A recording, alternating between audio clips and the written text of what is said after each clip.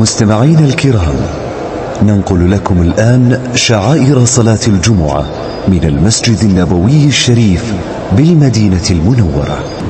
السلام عليكم ورحمة الله وبركاته। সমস্ত প্রশংসা একমাত্র আল্লাহর জন্য, যিনি আমাদের জন্য এই দিনকে পরিপূর্ণ ও সম্পূর্ণ করেছেন।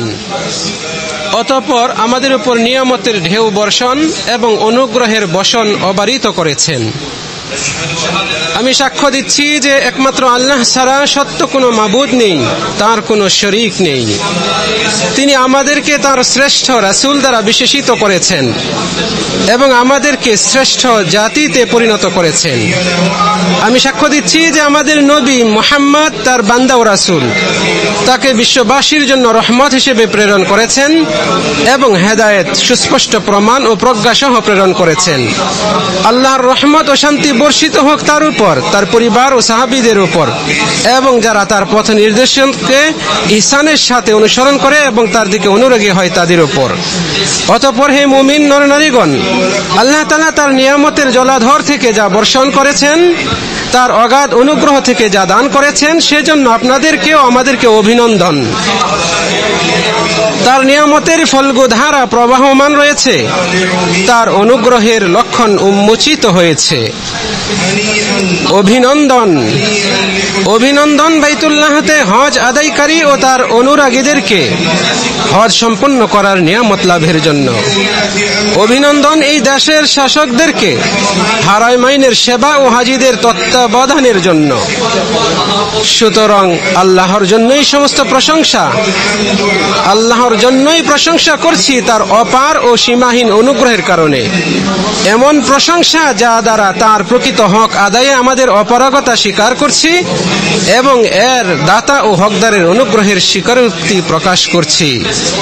হে মুমিন ভ্রাতৃবৃন্দ, পবিত্র দুই শহর মক্কা ও মদিনা ওহীর অবতরণ স্থল এবং রিসালাতের সূর্যোদয়ের স্থান।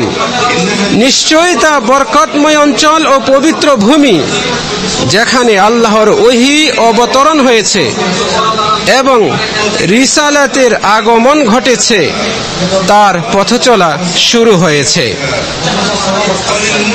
কাজেই প্রত্যেক মুসলিমের কর্তব্য হচ্ছে তার অন্তরকে এর দিকে অনুগামী করা এবং এর পানে হৃদয়কে আন্দোলিত করা। আমি হৃদয়কে বলেছিলাম যখন তা আমার চোখের সামনে উপস্থিত হয়েছিল, তাদের জন্য একটি ঘর আঁকো, ফলে তা আমার আকাঙ্ক্ষাকে উদ্দোলিত করেছিল। এই তো তাদের বাড়ি আর তুমি তার প্রেমিক। তবু কেন চোখের কোণে অশ্রু আবদ্ধ? অশ্রুর গিট খুলে দাও ও তাকে বর্ধিত হতে দাও। দুর্যোগে পরিত্যাগ করো এবং বিচ্ছেদের হকের প্রতি খেয়াল রাখো। এই পবিত্র ভূমিতে অশ্রুধারা বর্ষিত হয় ও অনুভূতির কথামালা লেখা হয়। সুতরাং এই স্থানের প্রতি যথাযথ সম্মান প্রদর্শন করুন, এর পবিত্রতাকে জানুন।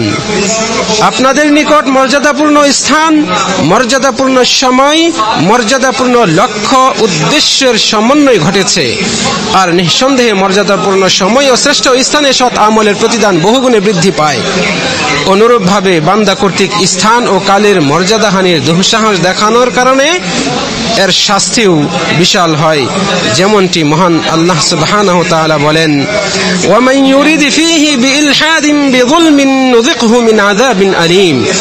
আর যে সেখানে অন্যায়ভাবে ইলহাদ তথা দিন বিরোধী পাপ কাজের ইচ্ছে করে, আমি তাকে আসাদন করাবো যন্ত্রণাদায়ক শাস্তি। অত্রয়তে আল্লাহ তাআলা ইচ্ছা পোষণের সাথে শাস্তিকে সম্পৃক্ত করেছেন, তাহলে তা বাস্তবে পরিণত করলে তার শাস্তি কিরূপ হবে?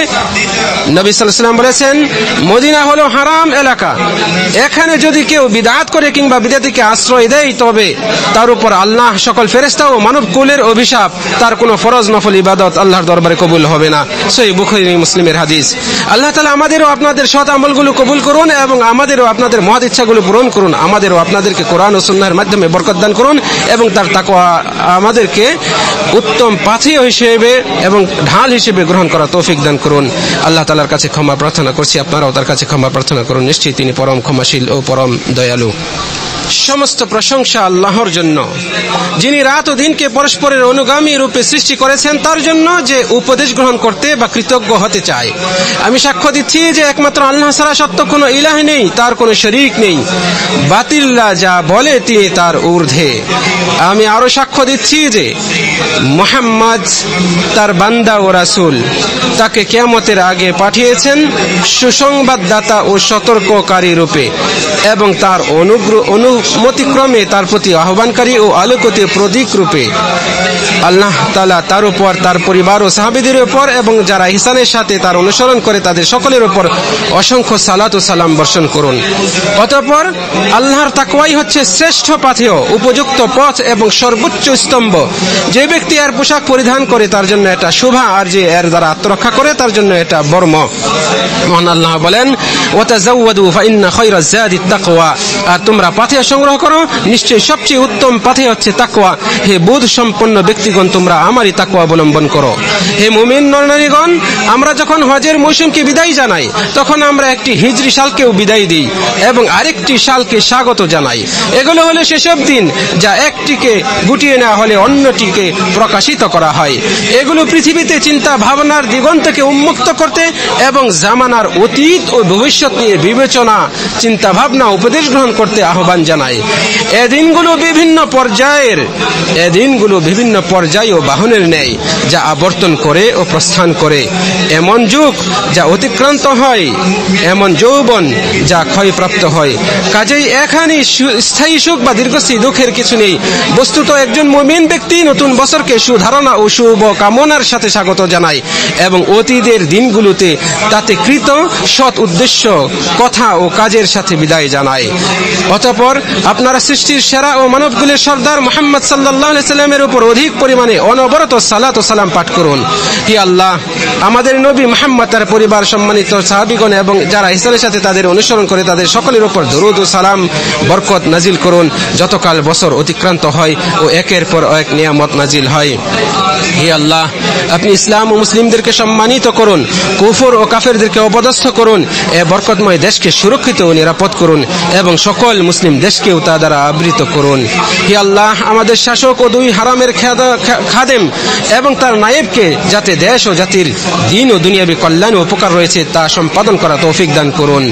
হে বিশ্বপ্রভু, হে আল্লাহ, তারা হারামাইন ও তাতে জিয়ারতকারীদের খেদমতে ও পরিচর্যায় যে অবদান রাখছেন, আপনি তাদেরকে ইহকাল ও পরকালে এর উত্তম ও পরিপূর্ণ বিনিময় দান করুন। হে আল্লাহ, হাজীদের হজ ও সৎ আমলগুলোকে কবুল করুন, তাদেরকে গুনাহ হতে ক্ষমাপ্রাপ্ত হয়ে এবং স্থায়ী ফায়দা নিয়ে নিজ দেশ ও পরিবারের কাছে ফিরিয়ে আনুন। হে আল্লাহ, সর্বত্র মুসলমানদের অবস্থার উন্নতি করুন এবং তাদেরকে আপনার শত্রু ও তাদের শত্রুর উপর বিজয় দান করুন। হে শক্তিশালী, পরাক্রমশালী আল্লাহর বান্দাগণ, আপনাদের রবের শুকরিয়া আদায় করার মাধ্যমে তার অনুগ্রহকে স্থায়ী করুন, তার আদেশ মান্য করার মাধ্যমে তার নিয়ামতের হেফাজত করুন এবং তার দোয়া ও জিকিরে নিবেদিত থাকুন। তারা যা আরোপ করে তা থেকে তিনি পবিত্র ও মহান আমাদের রব, যিনি সকল ক্ষমতার অধিকারী।